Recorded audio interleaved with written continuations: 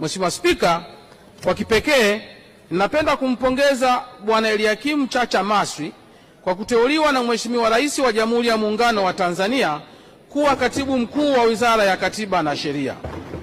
Kwa dhati kabisa ninakiri kuwa kupitia utendaji kazi wake mahiri na mzuri, ndugu Maswi amekuwa msaada mkubwa katika kuboresha sekta ya sheria, ambapo kwa kipindi kifupi cha takribani miezi 9 tangu alipoteuliwa kuwa katibu mkuu amewezesha maboresho mbalimbali kwa wizara na taasisi za wizara, na hivyo kuchochea ufanisi katika utendaji kazi na kuimarisha upatikanaji haki kwa wananchi.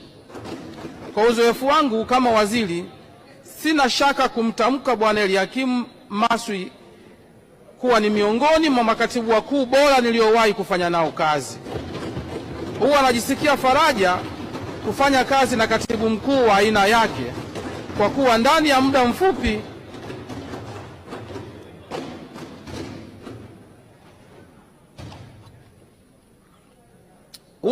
faraja kufanya kazi na katibu mkuu wa aina yake kwa kuwa ndani ya muda mfupi mnaweza kufanya maboresho makubwa na yanayoonekana.